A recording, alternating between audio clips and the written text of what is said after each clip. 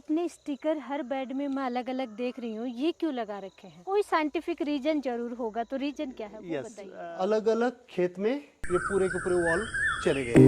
Sir मैं नमस्कार दोस्तों, मैं हूं अनीता सिंह। दोस्तों, जैसा कि आपको मालूम है, सही सटीक जानकारी और लाइव जानकारी के लिए इंडिया के किसी भी कोने में मैं पहुंच जाती हूं। आज मैं महाराष्ट्र में विजिट कर रही हूं बीटी गोरे सर के फार्म पे, जो कि है फार्म DSS नाम से। यहाँ पे हम विजिट कर रहे हैं। आकर के देखा कि एक क्रॉप नहीं, कई क्रॉप जो बहुत अच्छी क्वालिटी यहाँ पे मेंटेन है क्रॉप की। तो आज हम बीटी गोरे सर से पूरी जानकारी लेंगे अदरक के बारे में कि ये इतनी अच्छी क्रॉप, देखिए मेरे पीछे तक आप रो देख रहे हैं, बहुत ही शानदार है। तो इतनी अच्छी यील्ड सर कैसे लेते हैं? मैंने यूट्यूब पे बहुत वीडियो देखे और सर से मैं बहुत सारा नॉलेज गेन करती हूँ। सर का यूट्यूब चैनल भी है, ट्रेनिंग भी करवाते हैं। वो सही सटीक जानकारी आज इस वीडियो के माध्यम से आप तक पहुंचाएंगे। तो नमस्कार सर। नमस्ते मैडम, और बहुत बहुत धन्यवाद आपका कि आप हमारे फार्म पे आई है। और अनीता जी इतनी बड़ी यूट्यूबर है, जब मुझे उनका बारे में पता चला तो उनका यूट्यूब चैनल है और 7 लाख से ऊपर सब्सक्राइबर है उनके चैनल के ऊपर। और कुछ वीडियोस मैंने देखे, इतने प्रैक्टिकल वीडियो, खेत में खड़े होके वो वीडियो बनाती है। तो बहुत बहुत धन्यवाद जो आप एग्रीकल्चर में एक्सटेंशन का काम कर रही हो। आपका बहुत बहुत धन्यवाद, हमारे आज फार्म पे आप विजिट किया जी। तो सर आज कंप्लीट जानकारी हमारी अदरक पे रहेगी। इसमें बहुत सारी समस्याएं आती हैं। तो सबसे पहले तो मैं आपसे यही जानकारी लूँगी कि जैसे मैंने शुरू में देखा कि आप सिर्फ अनार की ही फार्मिंग कर रहे थे, तो इस क्रॉप को लगाने के पीछे रीज़न क्या रहा आपका? देखिए, अनार एक पैसे देने वाला क्रॉप है जी। वो हर एक किसान नहीं कर सकता, क्योंकि उसके अंदर लागत भी बहुत ज़्यादा आती है। जी। और जिंजर एक ग्रोइंग क्रॉप है, मतलब हेल्थ बेनिफिट्स अगर अपन जिंजर के देखेंगे तो अभी डॉक्टर्स भी बहुत ज़्यादा रिकमेंड कर रहे हैं। इसके अंदर प्रोसेसिंग भी है और इस क्रॉप के अंदर समस्या भी बहुत ज़्यादा बढ़ रही है। बिल्कुल। और इसके अंदर 2 मेन समस्या है, एक है आपका रेट और दूसरी समस्या है विल्टिंग की। जी। और विल्टिंग आती है, प्रॉपर सिलेक्शन नहीं है मिट्टी का जहाँ पे लगाना है। और जो सीड्स लेते हैं लगाने के लिए, अभी यहाँ पे आपको विल्टिंग नहीं दिख रही है, जी, तो ये हेल्दी क्रॉप। हाँ, तो ये जो सीड है ये बिल्कुल बढ़िया रहेगा। लेकिन किसी फार्मर ने अगर ऐसे जगह से सीड लाया है, प्लॉट नहीं देख के कि वहाँ पे विल्टिंग है, तो उनके खेत पे विल्टिंग आएगी। और मेरा तो मानना ये है, एक बार अगर विल्टिंग आ गई, आप कुछ भी करिए, 100% कंट्रोल नहीं कर सकते, आप थोड़ा बहुत कंट्रोल कर सकते हो। मतलब पहला हमारा पॉइंट रहा कि सीड सिलेक्शन आपको बहुत ही अच्छा और सोच समझ करके करना है। सेकंड सर, मुझे ये बताइए सॉइल कैसी चाहिए? इसके लिए जितना ड्रेनेज प्रॉपर है ऐसी मिट्टी चाहिए। जी। मिट्टी ज़्यादा पानी पकड़ने वाली नहीं चाहिए, पानी रुकना नहीं चाहिए खेत में, क्योंकि इसका जो सोइंग होता है ये मई के एंड में होता है और बारिश चालू हो जाती है जून के अंदर। बारिश के सीजन में 4 महीने में अगर इसके अंदर पानी रुकेगा तो विल्टिंग वहाँ पे बहुत ज़्यादा आती है और वो कंट्रोल नहीं होती है। इसलिए ड्रेनेज प्रॉपर चाहिए, पानी रुकना नहीं चाहिए, भरना नहीं चाहिए खेत में। ऐसी मिट्टी अगर है, बहुत ही ज़्यादा ब्लैक मिट्टी है, तो वहीं पे ये क्रॉप अच्छा नहीं आता है, यील्ड इतना ज़्यादा नहीं आता है। जी। सर, जैसे कि आपने बताया प्लांटेशन करते हैं, तो प्लांटेशन का बेस्ट समय क्या होता है? इसका प्लांटेशन जो है ना, अगर आप 20 मई से अगर स्टार्ट करोगे तो सबसे ज़्यादा यील्ड आता है। जी। 20 मई से 15 जून तक बोलिए, जी। आपको 20 टन प्रति एकड़ या 22 टन प्रति एकड़ यहाँ तक यील्ड आएगा। सेम प्रैक्टिस अगर आप 15 जून के बाद जितना डिले करोगे तो 10 टन भी नहीं आता है। इतना इम्पोर्टेंट होता है इसके अंदर प्लांटिंग का टाइम। बिल्कुल बिल्कुल। अब उसके बाद में जैसे कि बेसल डोज बहुत इम्पोर्टेंट होता है, किसान भाई सबसे ज़्यादा फोकस भी उसी पे करते हैं। बिल्कुल। तो उसमें आपने ऐसा क्या किया है अलग? देखिए, ये ज़मीन के अंदर राइजोम है और ये ज़मीन के अंदर ग्रो करता है। जी। तो इसके लिए एरेशन प्रॉपर होना चाहिए और जो भी फर्टिगेशन हम करेंगे वो प्रॉपर रूट डेवलपमेंट रहेगी तो पौधे के अंदर जाएगा। जी। तो इसके अंदर ज़्यादा से ज़्यादा गोबर खाद डालना है और गोबर खाद कच्चा गोबर लाके नहीं डालना है, नहीं तो ये यहीं पे डिकम्पोज होगा तो इसको भी डिकम्पोज करेगा। जी। तो इसीलिए बिल्कुल ब्लैक कलर की पाउडर उसकी बननी चाहिए, उसके अंदर हीट नहीं होनी चाहिए और वो गोबर खाद आएगा। एक मेरा फॉर्मूला है गायत्री संजीवनी कंपोस्ट, जो जी। किसान उसके घर पे ही करेंगे। आगे चल के मैं आपको नेक्स्ट ईयर के लिए जो लगेगा जी। वो मेरा अभी मैंने तैयार किया हुआ है, वो भी मैं आपको दिखा देता हूँ।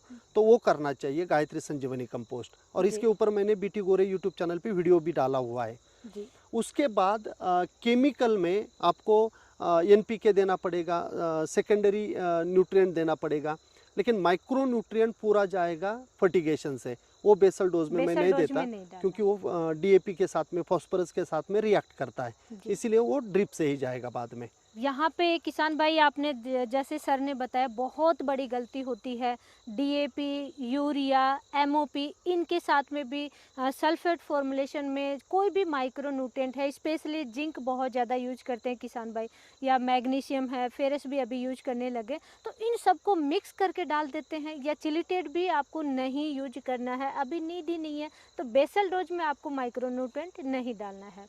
आगे सर जैसे प्लांटेशन आपने किया तो उसके बाद का फर्टिगेशन क्या रहता है, मेन इम्पोर्टेंट चीज़ें देखिए, बताइए। शुरू में क्या होता है, पहले 5 महीने इसका वेजिटेटिव ग्रोथ जो है ना वो बहुत अच्छी तरह से होता है। जी। 5 महीने के बाद वेजिटेटिव ग्रोथ रुक जाता है, जी। और फिर 6 महीने के बाद, अभी 6 महीने हो चुके हैं, तो अभी इसको बर्न करना चालू करेगा। ये जी। जो फोलिएज है ये पूरा नीचे उतर जाएगा, और जो राइजोम में जो कंद बोलते हैं उसको, जी। वो अभी बड़ा होगा, ये फोलिएज नीचे बैठ के। तो ऐसे इसका फिजियोलॉजी है। तो अभी शुरू के टाइम में आपको नाइट्रोजन ज़्यादा चाहिए, फॉस्फोरस ज़्यादा चाहिए, पोटैश कम चाहिए। जी। और अभी से फॉस्फोरस और पोटैश चाहिए, नाइट्रोजन नहीं चाहिए, जी। क्योंकि अभी वेजिटेटिव ग्रोथ हमें नहीं करना है। बिल्कुल। इसके ऊपर मैंने एक वीडियो बनाया हुआ है 51 मिनट का, बैलेंस प्लांट न्यूट्रिशन का। जी। फर्टिगेशन करते समय ग्रुप ए, ग्रुप बी और ग्रुप सी। ग्रुप ए में अवेना न्यूट्रीमिक्स, अमोनियम सल्फेट और 0050 ये देना है। ग्रुप बी में कैल्शियम नाइट्रेट और बोरॉन देना है। और ग्रुप सी में आपको देना है नाइट्रोजन के साथ में फॉस्फोरस, या पोटैश के साथ में फॉस्फोरस के जो प्रोडक्ट आते हैं, जैसे 1261 है, जी। या 05234 है, या 06020 है, जो भी वाटर सोल्यूबल फर्टिलाइजर जिसके अंदर फॉस्फोरस है, नाइट्रोजन भी चलेगा उसके साथ में, या पोटैश भी चलेगा उसके साथ में, जी। वो आपको देना है। और ये हर पानी के साथ में फर्टिगेशन होना चाहिए, हर मतलब पानी की। हर पानी के साथ में। इसका सादा सिंपल एक रूल मैं बताता हूँ मैडम। जितना आपका फर्टिलाइजर का पानी जी। पतला, उतना पौधे में ज़्यादा जाएगा, अच्छा। जिसको हम इसी बोलते हैं। जी। जितना कम इसी का रहेगा उतना ज़्यादा पौधे में जाएगा, मिट्टी में नहीं रहेगा। इसीलिए हर पानी के साथ में अपना फर्टिलाइजर जाएगा, इसको हम फर्टिगेशन बोलते हैं। खाली पानी दोस्तों कभी भी नहीं चलाना है, कुछ ना कुछ फर्टिगेशन आपको ज़रूर देना है हर पानी के साथ में। सर डिजीज कौन कौन सी सबसे ज़्यादा आती है हाँ, इसके ऊपर एक बैक्टीरियल स्पॉट आता है। अभी यहाँ पे तो नहीं है, क्योंकि मैंने स्प्रे भी किए हैं, और सिलिकॉन का इसको बहुत अच्छी तरह से इस्तेमाल मैंने किया। ऑर्थोसैलिसिक एसिड जो आता है जी। उसका भी इस्तेमाल किया है, तो मेरे यहाँ पे नहीं है। लेकिन बहुत सारे किसान परेशान उसके लिए रहते हैं, जो ब्राउनिश कलर का स्पॉट आता है, येलो कलर की रिंग होती है, और पत्ता बिल्कुल जल जाता है। जी। फिर फोटोसिंथेसिस अफेक्ट होता है, फिर उतना ज़्यादा एनर्जी प्रोडक्शन नहीं होता है, तो वो एक डिजीज सबसे ज़्यादा है। सेकंड है विल्ट, जो मिट्टी में आता है, जी। और वो आता है आपका जो सीड्स आपने सिलेक्ट किया वहाँ से ही वो आता है। जी। या फिर जिंजर के ऊपर जिंजर, लास्ट ईयर भी जिंजर था, वहीं पे जिंजर कर लिया, तो वहीं पे वो डिजीज बहुत ज़्यादा बढ़ेगा।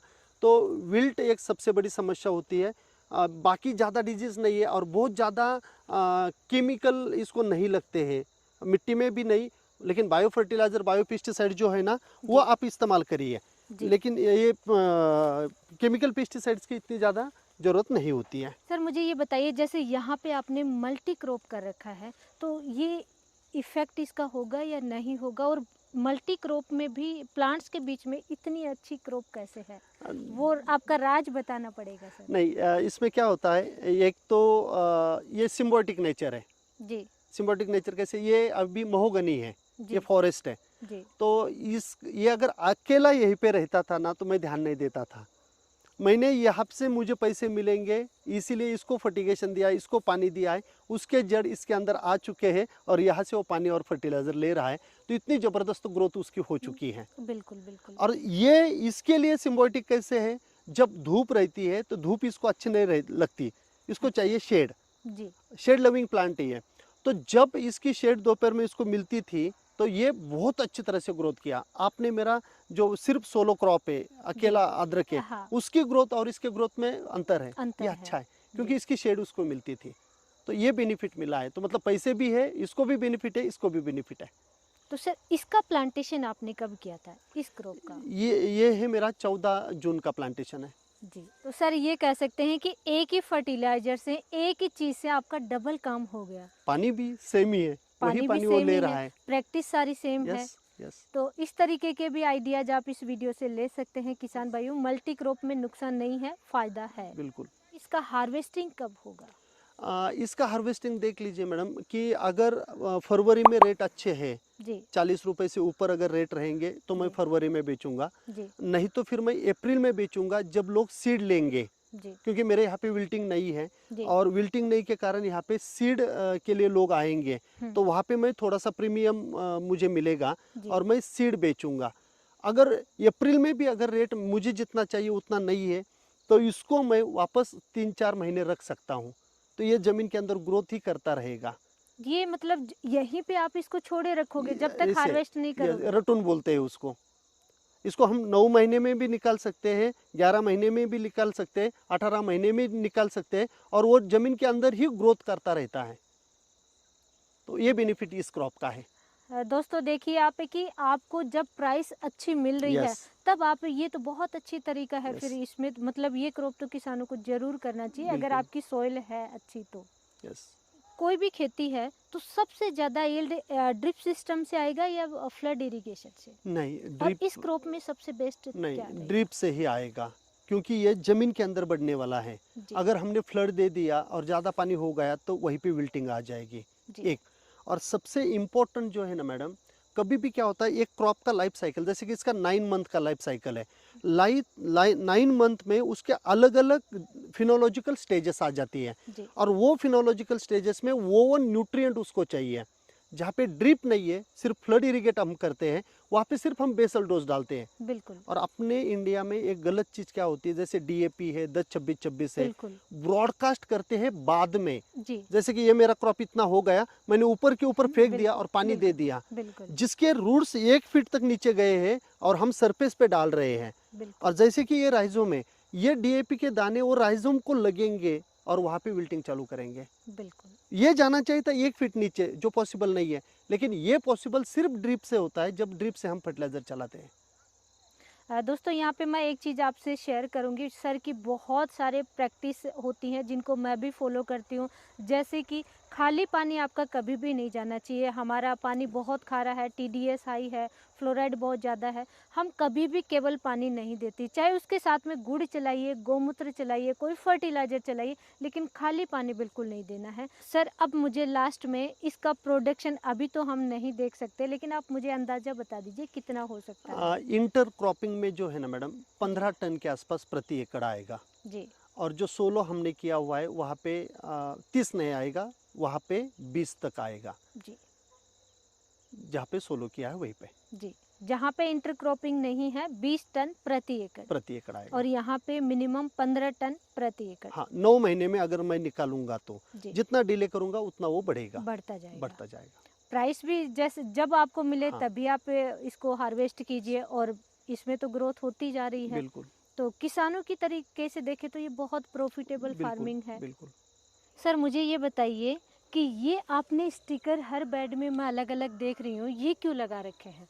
कोई मैजिक तो नहीं कर रखा आप? क्योंकि बीटी गोरे सर जहाँ पे भी आ गए कोई साइंटिफिक रीजन जरूर होगा, तो रीजन क्या है वो यस बताइए। मैडम, क्या है यहीं पे 16 बेड हमने सेपरेट किए हुए हैं, जी और उसमें जो सीड्स इसका लगाया था जी। वो सीड्स को अलग अलग कॉम्बिनेशन में, अलग अलग प्रोडक्ट में उसको डिप किया था, जी उसे हम सीड ट्रीटमेंट बोलते हैं। बिल्कुल। उसमें केमिकल थे, उसमें ऑर्गेनिक प्रोडक्ट थे, उसमें बायोलॉजिकल प्रोडक्ट थे। जी और मेरा हमेशा देखिए, जब भी हम एक कोई प्रोडक्ट सजेस्ट करते हैं फार्मर को, जी तब उसके पीछे कुछ तो भी अपना एक्सपीरियंस चाहिए, तब बिल्कुल। जाके हम कॉन्फिडेंस के साथ बोल सकते हैं कि नहीं भाई ऐसे ही कर तू, बिल्कुल। इसमें घाटा है, नहीं करना चाहिए। बिल्कुल। तो अभी इसमें जो 3 ट्रायल जो सबसे बढ़िया है, जहाँ पे विल्ट नहीं है, और जहाँ पे सबसे ज़्यादा यील्ड आएगा, नेक्स्ट ईयर जब इसका पैकेज ऑफ प्रैक्टिस में लोगों को दूंगा तो उसमें वो 3 जो प्रोडक्ट रहेंगे वो मैं रिकमेंड करूँगा, सजेस्ट करूँगा किसानों को कि ये बेस्ट था।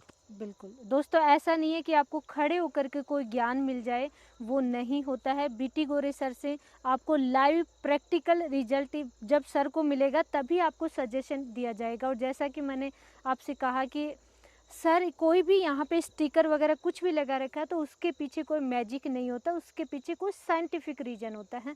तो सर कुछ भी अगर सजेस्ट करें तो उसके पीछे कोई ऑथेंटिक रीज़न जरूर होता है। सर इसमें आपने लकड़ी वगैरह भी डाल रखा है? इसमें एक तो काऊ डंग मतलब गोबर जो होता है गाय का, वो गोबर है। उसके बाद मेरे पास अभी मैंगो के और सपोटा के जो कटिंग किया था मैंने, उसका कुटी करके वो इसके अंदर डाला हुआ है। देन इसके अंदर बोन मील डाला हुआ है as a source of calcium and phosphorus. फिर उसके अंदर मैंने पोल्ट्री मैन्यूरिंग डाला हुआ है जी। और देन उसके अंदर मैंने डाला हुआ है आपका गोट मैन्यूरिंग। अभी शुगर फैक्ट्री चालू हुई, फिर इसके अंदर अभी आएगा प्रेस मड जी। और प्रेस मड आके पूरा मिक्स होगा और जिसको 2-2 महीने में मैं मिक्स कर लेता हूँ। और वो मिक्सिंग करते समय जीवामृत जो है अपना, जो अपन घर पे बनाते हैं, वो इसके अंदर डाल देता हूँ। वो डाल देंगे। तो इस फर्टिलाइजर का क्या नाम दिया है आपने? गायत्री संजीवनी कंपोस्ट। गायत्री संजीवनी कंपोस्ट। और ये देखिए बेड कितनी दूरी में तैयार कर रखा है। हम तो बहुत कम है, मतलब आपने तो बहुत ही बड़ा ये तैयार कर रखा है। सभी प्लांट्स में यही जाएगा? बिल्कुल। और आपकी कोई क्रॉप, सभी क्रॉप में यही जाता है? बिल्कुल यही जाएगा। कई तरीके के गोबर आप लेकर के उनको फिर डिकम्पोज यहाँ पे बहुत अच्छे तरीके से कर। कच्चा गोबर कभी भी नहीं डालना जी। वो आपको वाइट ग्रब लाएगा, वो आपको डिजीज लाएगा, वो आपको निमेटोड लाएगा, वो मिट्टी आपकी ख़राब कर देगा। डिकम्पोज करिए और फिर डालिए ताकि वो मिट्टी में जाके गर्म भी नहीं होता है, रूट डेवलपमेंट भी प्रॉपर होती है जी। दोस्तों यहाँ पे सर से जानकारी लेंगे, पानी ड्रिप सिस्टम से पानी कैसे दे रहे हैं सर, पानी की क्या व्यवस्था है, तो सर वो और बताइए।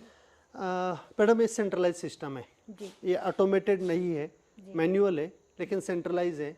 और इसका करने का मेन रीज़न है, रात को जब लाइट रहती है तब हम खेत में नहीं जा सकते। बिल्कुल। क्योंकि लेपर्ड्स है और वो अटैक करते हैं कभी कभी जी। इसीलिए यहाँ तक गाड़ी लेके आने का और पूरा यहाँ से ही मैनेज करने का।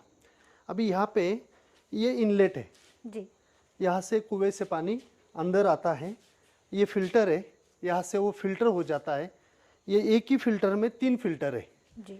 यहाँ से नीचे स्क्रीन फिल्टर है, यहाँ से यहाँ तक सैंड फिल्टर है और यहाँ से यहाँ तक हाइड्रोसाइक्लोन फिल्टर है। फिर ये पानी यहाँ से बाहर आ जाता है और फिर ये अंदर से पाइप डाल के जी अलग अलग खेत में ये पूरे के पूरे वॉल चले गए हैं।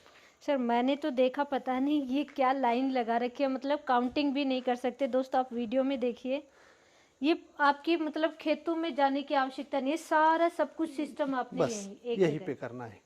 ये हुआ पानी का जी। लेकिन अभी कभी कभी क्या होता है, मेरे जैसा छोटा किसान है जिसका लैंड होल्डिंग 5 एकड़ 10 एकड़ 15 एकड़ है, उसको पंप चालू हो गया, अनार में भी पानी देना है और अमरूद में भी पानी देना है, लेकिन फर्टिलाइजर सिर्फ अनार में ही देना है, अमरूद में सिर्फ खाली पानी देना है। जनरली हम क्या करते हैं, जो भी इंजेक्टर से फर्टिलाइजर आएगा वो ये मेन पाइपलाइन को हम लगा देते हैं। बिल्कुल। तो फिर जिस वॉल में पानी जा रहा है उसमें वो फर्टिलाइजर भी जाएगा। बिल्कुल। मैंने क्या किया, ये जो इंजेक्टर से पाइप आया फर्टिलाइजर लेके, ये फर्टिलाइजर यहाँ पे आएगा।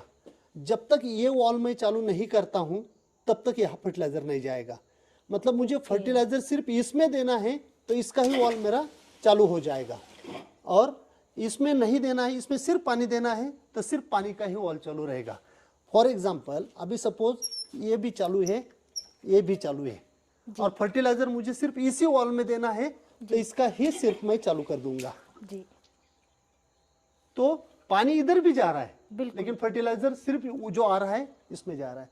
ये बहुत इंपॉर्टेंट है, बहुत इंपॉर्टेंट है। दोस्तों ये देखिए कि ऐसा नहीं है कि आपको पूरा जहाँ पे सिस्टम स्टार्ट हो रहा है, पानी आपका स्टार्ट हो रहा है, वहाँ पे नहीं, जहाँ से पानी खेत में जाएगा, सिंपल वर्ड में हम समझे तो खेत में जाएगा, वहाँ पे आपको फर्टिगेशन का हर एक पाइप में अलग अलग सेट कर लेना है। बस और दोनों में अलग अलग फर्टिलाइजर चलाना चाहे तो भी सिस्टम चला बिल्कुल सकते हैं, सही है, चला सकते हैं। और उसके लिए एक सिंपल वेंचुरी मैंने तैयार किया है, जो मैं हमेशा बोलता हूँ जी कि हर बूंद के साथ में आपका फर्टिलाइजर जाना चाहिए। जी जो भी पानी आप देते हो फर्टिलाइजर का, वो पतला होना चाहिए। जी वो ज़्यादा, लोग क्या करते हैं, अगर 2 घंटा उनको ड्रिप चलानी है तो पहला 1.5 घंटा वो सिर्फ पानी देते हैं, जी बाद में 15 मिनट में फर्टिलाइजर हाँ, दे देते हैं, बिल्कुल। और लास्ट में 15 मिनट सिर्फ पानी चला देते हैं। लेकिन ये गलत है, क्योंकि 15 मिनट में जो कि 2 किलो 4 किलो फर्टिलाइजर आपका जाएगा, वो 15 मिनट में जाएगा तो वो पानी गाढ़ा जाएगा, ज़्यादा इसी का जी प्लांट वो अपटेक नहीं करेगा। मेरा कहना क्या है, पहले 10 मिनट सिर्फ पानी दीजिए ताकि ड्रिप सिस्टम बिल्कुल प्रेशर में आएगा। जी बाद में आप फर्टिलाइजर चालू कर दीजिए वेंचुरी से, जी जो कि आपका हर बूंद में पानी के साथ फर्टिलाइजर जाएगा। जी और लास्ट में 10 मिनट सिर्फ पानी चलाना, ताकि लेटरल के अंदर जो फर्टिलाइजर का पानी है वो मिट्टी प्लांट में तक जाए। चला जाए, बिल्कुल। इसके लिए ये वेंचुरी है, इसमें 1 HP का पंप डाला हुआ है, और ये छोटी सी यहाँ पे वेंचुरी है। ये पानी उधर से टंकी से वो खींच लेता है, जी और यहाँ से पानी अंदर आता है। एक ही छोटा सा वॉल है ये वाला, इसको ऑपरेट करना है। इसके अंदर एक राउंड शेप का एक रिंग है, जैसे जैसे अभी ये पूरा चालू है, मतलब ये रिंग चालू होने के बाद यहाँ पे आएगी, जी और जैसे जैसे मैं कम करूँगा वो नीचे नीचे नीचे नीचे जाएगी। मतलब 1 घंटे में आप 120 लीटर पानी भेज सकते हो, और मैक्सिमम भेज सकते हो 1200 लीटर। ऐसा अगर पूरा है तो 1200 लीटर जाएगा, और जैसे जैसे कम करोगे तो 120 लीटर तक आप मैनेज कर सकते हो ये वेंचुरी से। बिल्कुल बिल्कुल और बिल्कुल जुगाड़ है, ऐसा नहीं कि वो टेक्नोलॉजीज के अंदर इस्तेमाल किया हुआ है, ऐसा नहीं है। 1 HP का पंप है, और इसको बाईपास करके एक वेंचुरी बिठाई हुई है, किसान घर पे कर सकता है। बिल्कुल। तो सर आपका बहुत बहुत धन्यवाद, थैंक यू, इतना थैंक कीमती यू। समय दिया आपने, और बहुत बहुत धन्यवाद। आपको वापस धन्यवाद देता हूं कि आपने फार्म DSS के फार्म पे राजौरी में शिरडी के बाजू में आके विजिट किया है, तो आपका बहुत बहुत धन्यवाद मैं देना चाहता हूं। Thank you so much for coming.